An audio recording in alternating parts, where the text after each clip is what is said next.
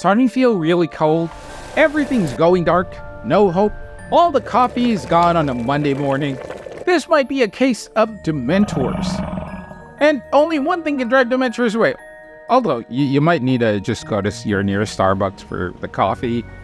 The Expecto Patronum card finally comes to the global Harry Potter Magic Awakening. So, what does this shiny new card do? Based on its description, it says, cast the Patronus charm and generates a long-lasting barrier. Passing through the barrier will grant ranged attack and healing bonuses for all ally units. The Patronus barrier can enhance damage and healing, effect range plus 25%, projectile speed plus 40%.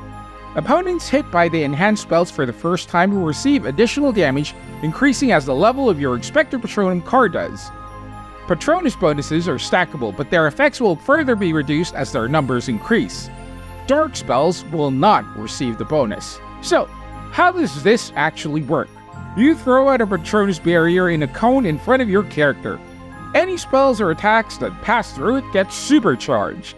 Whether it's more damage or extra healing, if your spells are the go big or go home variety, the Patronus makes them even bigger.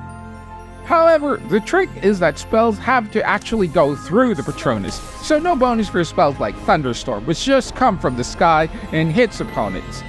Fun fact, even your basic attacks and Centaur buddies get a power-up. Your basic attacks will hit multiple targets, and Centaurs become even more of a problem for your opponents.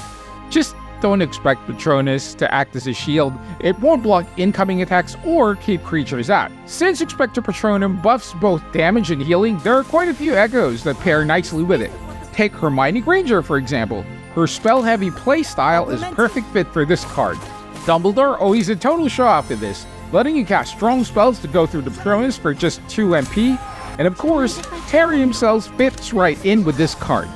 A summoner deck like Newt's Commander, on the other hand, might not get the full benefits, but he can still use it to boost his Centaurs or Wing Catapult. Not the best combo, but it's there if you want to experiment. Most spells in your deck will thrive with this card. Cranking up the damage of spells like Bewitched Snowball, Apugno, Aguamenti, and Expelliarmus. It also makes AoE spells like Essence of Divinity, Whizbangs, and Orb of Water even larger. When it comes to companions, Luna is a great pick. You'll be casting spell after spell which helps her summon loads of creatures, and eventually a Thestral. Both young and adult Hermione are also solid choices. Young Hermione lowers spell cost, letting you fire off more spells in quick succession, while adult Hermione lets you cast 2 spells at once. Just watch out for her tendency to keep wandering away from the Patronus. Dumbledore's double spell shenanigans also make him a fantastic companion for Expecto Patronum.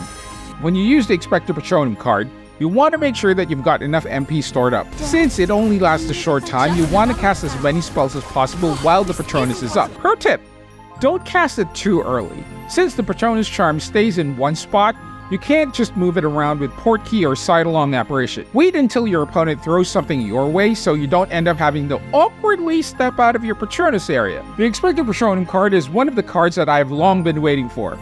There is even a special little story behind unlocking it. Plus, you get to find out what form your Patronus takes. Harry is a stag, remember? But what's yours? It's easy to use, just cast it, stand behind it, and fire away. Simple, effective, and a must-have in many decks. Give it a try. And until next time, fellow mages, see you in the wizarding world. I'll get you.